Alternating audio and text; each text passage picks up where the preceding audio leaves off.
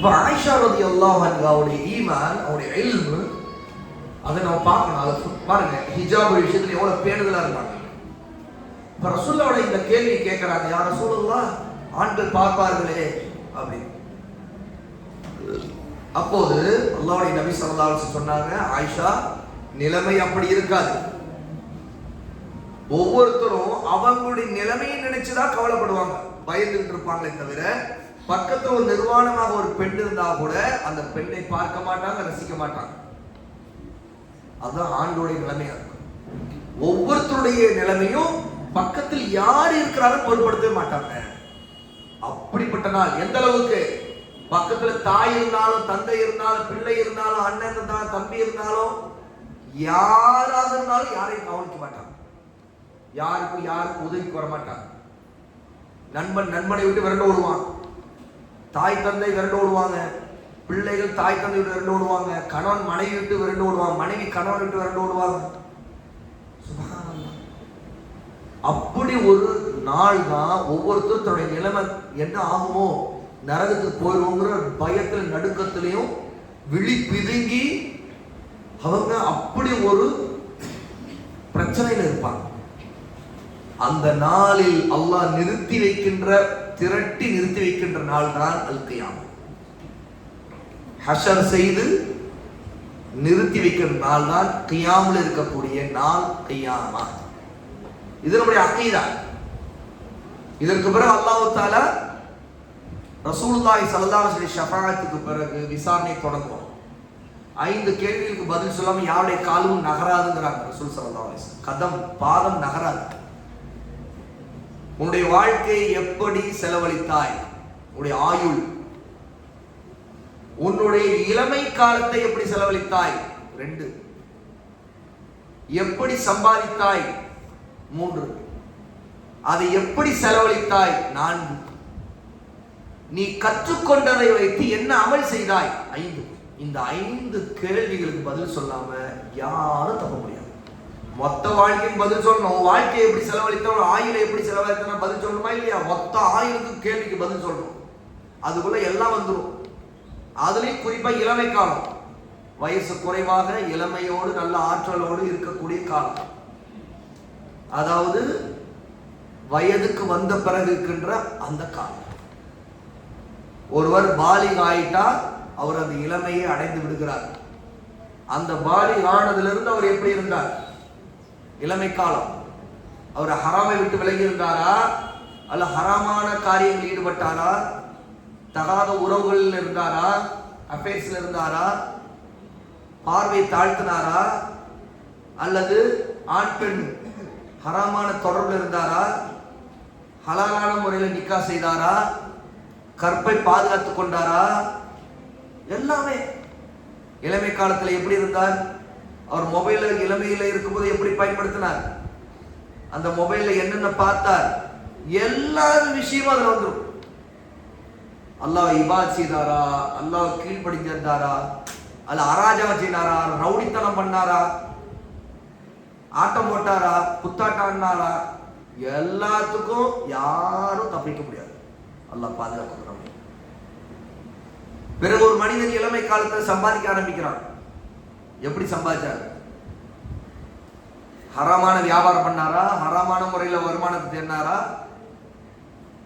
ஹலாலானதான் சம்பாதிச்சார். சரி, எப்படி செலவழிச்சார்? ஹராமானது செலவழிச்சார்னா ஹலாலானது வழியில சம்பாதிச்சா, நான் ஹராமுக்கெல்லாம் செலவழிச்சார் அப்படின்னா எல்லாத்துக்கும் பதில் சொல்லணும். பாத நகராது. பிறகு அவர் இல்ம கற்றுக்கொண்டாரே, அதுக்கு என்ன அமல் செய்தார்? அல்லாஹ் கேட்போம். அல்லாஹ்வுக்கும் அடியானுக்கும், அதாவது நாம் எல்லாரும் அதுல வருவோம், ஆண் பெண் எல்லாரும், இடையே எந்த மொழிபெயர்ப்பாளரும் இருக்க மாட்டாங்க. அல்லாஹ் தஆலா ஒவ்வொருத்தரும் பேசுவான்.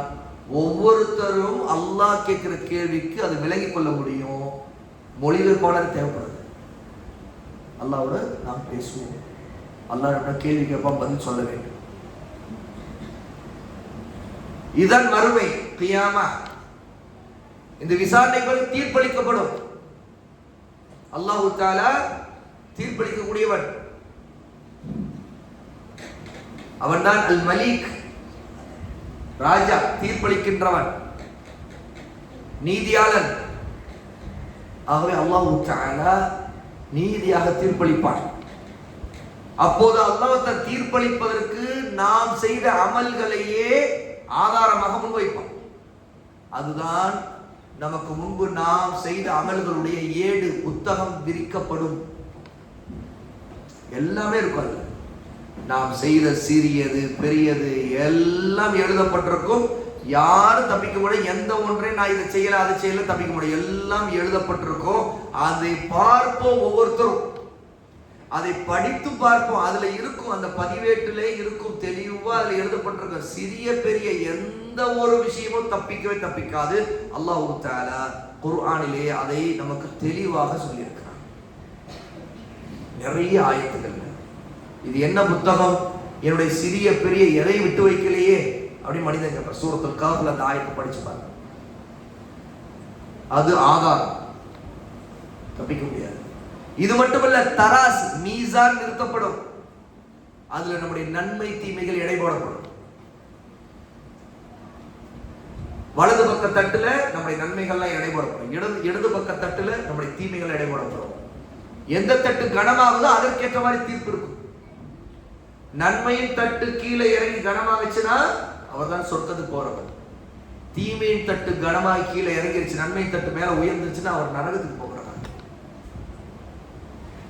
அல்லாஹ் தஆலா மனிதர்களை நிறுத்துவான் தட்டுல, மீசான் தராசு. நம்முடைய செய்த அமல்களை மட்டும் இல்லை, மனிதர்களை தூக்கி நிறுத்திடுவான். அப்துல்லாஹ் இப்னு மஸ்ஊத் ரலியல்லாஹு அன்ஹு மக்கள், அவர் ரொம்ப ஒல்லியா இருப்பார். யாரு? இப்னு மஸ்ஊத் ரலியல்லாஹு. கேலி செய்வான், என்ன இப்படி ஒல்லியா இருக்காரு. அப்துல்லாஹ் இப்னு மஸ்ஊத் ரலியல்லாஹு அன்ஹு ஒரு மரத்துக்கு பக்கத்துல நின்றா, ஒரு தண்டு உள்ள ஒரு மரத்துக்கு பக்கத்துல நின்றா அவரையும் அந்த மரத்தையும் வித்தியாசப்படுத்தி பார்க்க முடியாது. கொஞ்சம் கவனிச்சு பார்த்தா ஒரு மனுஷன் அங்க நிக்கிறதே தெரியும். ரெண்டு மரம் பக்கத்துல நின்றுட்டு இருக்க மாதிரி தெரியும். ஒல்லியா இருப்பார் இப்னு மஸ்ஊத் ரலியல்லாஹு. அவருடைய கால் ரொம்ப சூம்பி போயிருக்கும். காலுடைய கெண்டை பகுதியை பார்க்கிறவங்க, அது என்னங்க காலாக இப்படி ஒரு குச்சி மாதிரி இருக்குது அப்படிம்பாங்க. யாரு? இப்னு மஸ்ஊத் ரலியல்லாஹு அவ்வளவு ஒல்லியா இருப்பாங்க. அப்போ ரொம்ப வெயிட்லெஸ், கனமே இருக்க மாட்டார். அப்படி மக்கள் பார்த்துட்டு, இவர் என்ன கனமா இருக்கு, ரொம்ப ஒல்லியா இருக்காரு அப்படின்னு. அப்ப ரசூல் ஸல்லல்லாஹு அலைஹி சொன்னாங்க, ஆனா இப்னு மஸ்ஊத் மீசான் தராசிலே மிக கனமாக இருப்பாங்க. ஏன்னா அல்லாஹ் தஆலா நாளைக்கு மறுமையில அவனுடைய மீசான் தராசுல வலது பக்க தட்டுல அப்படியே இப்னு மஸ்ஊத் ரலியல்லாஹு தூக்கி நிறுத்திடுவோம். தட்டு டங்குன்னு கீழே இறங்கி வெயிட்ல இறங்கி. இப்னு மஸ்ஊத் ரொம்ப வெயிட்டா இருப்பாங்க. அவர் உடம்பு இந்த உலகத்துல அவர் ரொம்ப வெயிட்லெஸ். ஆனா அவருடைய இபாதா, அவருடைய அமல்கள், அவருடைய தக்வா, அவருடைய ஈமான், அவருடைய அகீதா, அவருடைய சுத்தம், அவருடைய மன்ஹஜ், மார்க்கத்தை கற்றுக்கொண்ட வழிமுறை, சுன்னாவை பற்றி பிடித்த வழிமுறை, அதுல இப்னு மஸ்ஊத் ரலியல்லாஹு அன்ஹுடைய கனம் சும்மா தராஸ் தட்டுல அவரை தூக்கி அல்லாஹ் நிறுத்தினா அப்படி தராஸ் தட்டி இறங்கிடும். ஆகவேதான் நம்முடைய அகீதா, அஹ்லு சுன்னாவுடைய அகீதால ஒன்று, அமல்கள் மட்டும் எடை போடப்படாது, மனிதர்களும் எடை போடப்படுவார்கள். அல்லாஹ் யாருக்கு நாடானோ அவங்களை தூக்கி நிறுத்திடுவான், தராஸ் தட்டில் நிறுத்திடுவான். அப்படியே தராஸ் தட்டி இறங்கலாம் பார்ப்போம். அல்லாஹ் சிலருக்கு அல்லாஹ் நாடக்கூடிய விஷயம் அது நியாமா. இப்னு மஸ்ஊத் அந்த நியாமத்தை பெறுகிறவர். அவரையே அல்லாஹ் தூக்கி நிறுத்துவார் தராஸ் தட்டில். இது நம்முடைய அகீதா, நம்முடைய கொள்கை. ஒருவர் அவ்வளவு தன்னுடைய ஈமானை தக்வை அதிகப்படுத்த. இப்னு மஸ்ஊத் ரலியல்லாஹு அன்ஹு குர்ஆனை ஓத சொல்லி ரசூலுல்லாஹ் கேட்க விரும்புறாங்க. அவ்வளவு அப்படிப்பட்ட காரி, நீங்க ஓதுங்க நான் கேட்க விரும்புறேன். இப்னு மஸ்ஊத் ஓதிக்கிட்டே வந்தாங்க, ரசூலுல்லாஹ் கேட்டுட்டே இருந்தாங்க. அப்படி ஆசைப்பட்டாங்க. மிகப்பெரிய ஆலிம், முஹாஜிர், ஆரம்பத்திலேயே மக்காவில் ரசூலுல்லாஹ் ஈமான் கொண்ட ஆரம்ப கால தோழர்கள் இப்னு மஸ்ஊத் கொடுத்தார். அப்படிப்பட்ட முஸ்லிம் சஹாபி ரலியல்லாஹு அன்ஹு ஆகவே மறுமையில் தராசு தட்டிலே எடை போடப்படும், நன்மை தீமையில் எடை போடப்படும், மனிதர்கள் எடை போடப்படுவார்கள். நாம் ஈமான் கொள்ளணும். அல்லாஹ் தஆலா எல்லாரையும் விசாரணை செய்வான், தீர்ப்பளிப்பான். இந்த தீர்ப்புக்கு பிறகு மனிதர்கள் சொர்க்கவாசிகளாக நரகவாசிகளாக பிரிக்கப்படுவார்கள். முஜ்ரிமூன் யார், பாவிகள் யார், சாலிமூன் யார் பிரிக்கப்படுவார்கள். வலது கையிலே ஏடு வாங்கியவர்கள் சொர்க்கம் செல்லுகிற நற்செய்தி பெற்றுவிட்டு குதூகலிப்பார்கள்.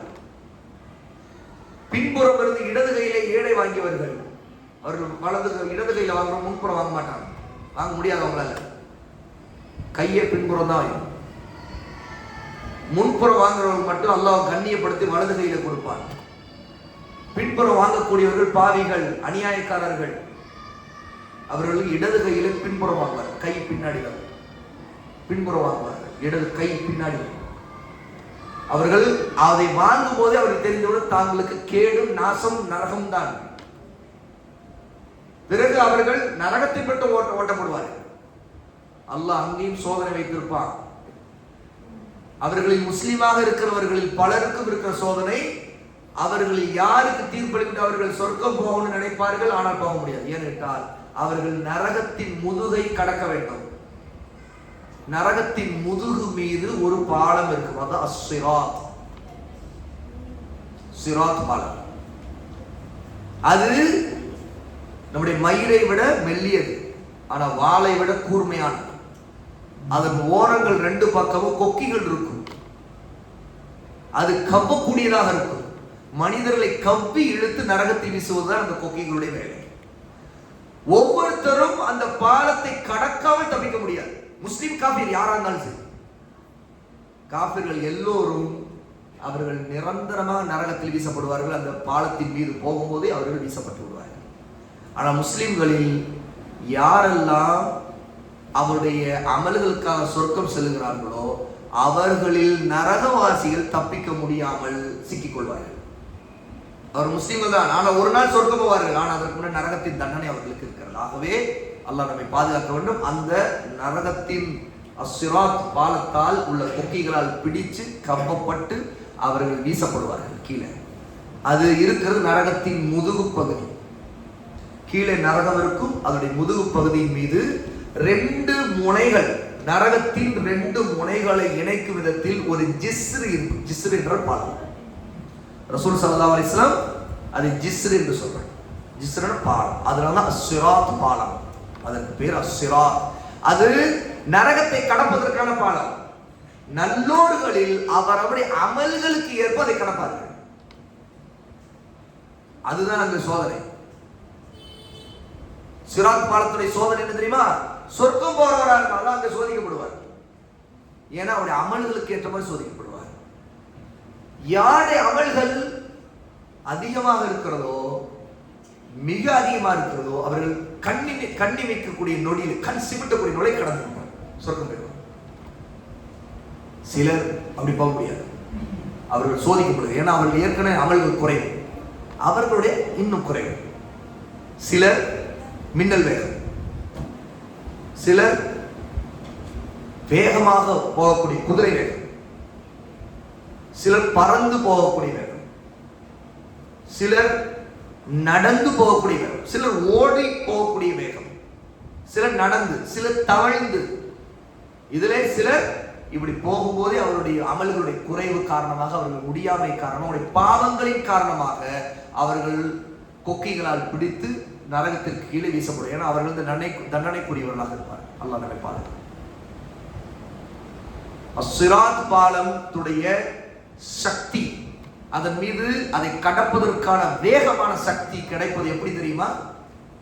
அஸ்ஸிராத்துல் முஸ்தகீம்ங்கிற அல்லாஹ் கொடுத்திருக்கிற நேரான பாதையை பற்றி பிடிக்கும். ஆகவேதான் நாம் இஹ்தினஸ் ஸிராத்தல் முஸ்தகீம் ஸிராத்தல் லதீன அன்அம்த அலைஹிம் மின் கைரில் மக்தூபி அலைஹிம் வலதாலின், எங்களை நேரான அஸ்ஸிராத்துல் முஸ்தகீம் பாதையிலே செலுத்துவாயாக. அஸ்ஸிராத் அல் முஸ்தகீம், அல் முஸ்தகீம் நேரானது என்ற அர்த்தம். அஸ்ஸிராத் என்றால் பாதை, அதுக்கு பேரே அஸ்ஸிராத் என்றால் பாதை. ஏன் நரகத்தின் முதுகு மீது இருக்கிற பாலத்திற்கு அஸ்ஸிராத் என்று ரசூலுல்லாஹ் சொன்னாங்கன்னா அதுதான் சொர்க்கத்திற்கான பாதை.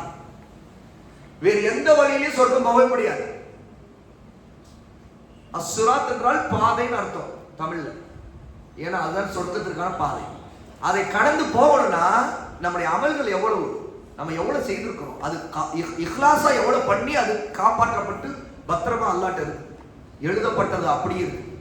ஏன்னா இஹ்லாஸ் இல்லைன்னா அது ரியா, ஷிர்க், அதுவே அது அழிக்கப்பட்டது, அந்த அமல் அழிக்கப்பட்டது. மாறா ஷிர்க் செய்ததாக குற்றம் எழுதப்படும்.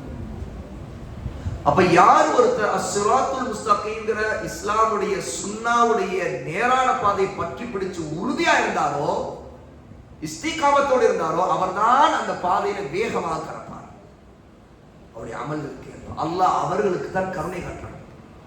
ஆகவேதான் ரசூல் ஸல்லல்லாஹு அலைஹி வஸல்லம் உங்களில் யாரும் அல்லாஹ்வின் கருணை இல்லாமல் தம்முடைய அமல்களை கொண்டு சொர்க்கம் போக முடியாதுன்னு சொன்னாங்க.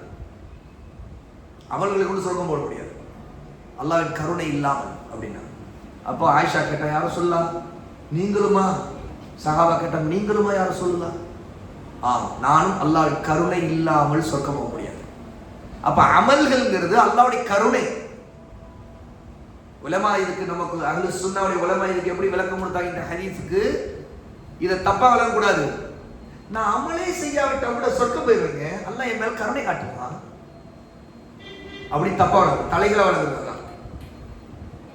ஹதீஸை படிச்சுட்டு சரியான முறையில் அதை விளங்காம, உலமா எப்படி அதை விளக்கி சுன்னா அடிப்படை விளக்கி இருக்காங்க விளங்காம ஏற்கு மாறா விளங்குது. இந்த ஹதீஸ் அதுக்கு ஒரு உதாரணம். எப்படி உங்களுக்கு யாரும் உங்க அமல்களை கொண்டு சொர்க்கம் போக முடியாது அல்லாஹ்வை கருணை இருந்தால் தவிர அப்படின்னு. ஆமா, அல்லாஹ் கருணை இருந்தாலும் சொர்க்க முடியும், அல்லாஹ் என் மேல கருணை காட்டுவான். நான் எந்த அமலும் செய்ய விட்டு அல்லாஹ் எனக்கு கருணை காட்டுவான், நான் சொர்க்கம் போயிடுவேன். அல்லாஹ் என் மேல கருணை காட்டு, நான் அமல்லாம் செய்ய மாட்டேங்க. அதான் ரசூலுல்லாஹ் சொல்லிட்டாங்க, அமலை கொண்டு சொர்க்கம் போக முடியாதாமே, கருணை இருந்தா போயிருமாமே. அல்லாஹ் கருணை காட்டட்டும், அல்லாஹ் கருணை காட்டு. அர் ரஹ்மான் அர் ரஹீம், யா ரஹீம் யா அல்லாஹ் யா ரஹ்மான், எனக்கு கருணை காட்டு. நான் அமல்லாம் செய்ய முடியாது, நான் தொழலாம் மாட்டேன், நான் எப்படி வேணாலும் இருந்துட்டு போவேன், நான் சொர்க்கம் போகணும், அல்லாஹ் என் மேல கருணை காட்ட சொர்க்கம் போயிடலாமே. எவ்வளவு முட்டாள்தனமான வியாக்கியானம் பாருங்களேன், எவ்வளவு வழிகேடான வியாக்கியானம். உலமா சொன்னார்கள், நீங்கள் ஒரு அமல் செய்கிறீங்கன்னா அது அல்லாஹ் காட்டி கருணை. அதனால நம்ம ஒரு அமல் செய்துட்டு பெருமை அடிக்கூடாது. நான் செய்தேன் அமல், நான் தஹஜ்ஜுத் தொழுதேன், நான் தர்மம் செய்தேன், நான் இதை செய்தேன் அதை செய்தேன், நான் பள்ளிவாசல் கட்டினேன், அது செய்தேன் இது செய்தேன், நான் உம்ரா செய்தேன், நான் ஹஜ் செய்திருக்கேன், ஹாஜியா இப்படி எல்லாம் பெருமை அடிச்சு நீங்க அந்த அமலை அழிச்சிருவான், அல்லாஹ் தான் தண்டிப்பாங்க. நீ எனக்காக செய்த அமலை நீ செய்யல, நீ உன்னை ஹாஜியான்னு சொல்றதுக்கு, நீ இதை செய்யறதுக்கு, உன்னை புகழணும், அது பேசணும், இது பேசணும், இதுக்குத்தான் நீ அமல் செய்த, உனக்கு என் கருணை கிடைக்காது. ஏன்னா உனக்கு நான் செய்யறதுக்கு உனக்கு நான் உதவணும் இல்லை, அது என்னுடைய கருணை. ஆனா நீ பெருமை அடிக்கிற பாரு, உனக்கு என்னுடைய கருணை இல்லை. அல்ல அந்த அமல் நாசம். ஏன்னா அவன் செய்ததுக்கு புகழணும், பாராட்டணும், முகஸ்துதிக்காக ரியாவுக்காக செய்யலாம், நல்லா பாதுகாக்க. ஆகவே ஒரு அமல் செய்தாலும் அல்லாஹ்வுடைய கருணையால் நாம் செய்கிறோங்கிறதுக்காக அல்லாஹ்வுக்கு முன் பணிவு வரணும். அந்த இபாதத்தை அல்லாஹ் கபூல் செய்யணுங்கிற பயம் வரணும், ஆதரவு வைக்கணும், ரஜா எடுக்கணும், அல்லாஹ்வோட ஏற்கப்படணுங்கிற ஏக்கம் இருக்கணும். அல்லாஹ் எனக்கு கருணை காட்டினா இந்த அமலை செய்தேன், இந்த நல்ல காரியம் செய்தேன், அல்லாஹ்வுடைய உதவி இல்லாம நான் செய்திருக்க முடியாது, அல்ஹம்துலில்லாஹ் அல்லாஹ் கபூல் செய்யணும், அதற்கு அல்லாஹ் என் மேல கருணை காட்டணும், நான் பாவங்களை செய்திருக்கிறவன் என்னை கருணை காட்டணும் அப்படின்னு கருணைக்கு ஏங்கணும். அந்த அமல் செய்யறதுக்கு அல்லாஹ் கருணை காட்டினான்னு அதுக்கு சுக்குர் பண்ணணும், அதுக்கு நன்றி செலுத்தணும். இந்த நன்றி செலுத்திய அடியான் இவன் மீது அல்லாஹ் காட்டக்கூடிய கருணை இந்த அமலால் அவன் என்ன செய்வானா, அஸ்ஸிராத் பாலத்தை வேகமாக கடப்பான். ஏன்னா அவனுடைய அமல் கபூலாயிருது, அல்லாஹ் அதிகமாக கருணை காட்டினா அதிகமான அமல்களை செய்தான், அல்லாஹ்வுக்கு சுக்குர் அதிகமாக செய்தால் இன்னும் அல்லாஹ்வை நெருங்குவதற்கு அல்லாஹ் வழிகாட்டுவான், அதிகப்படுத்துவான்.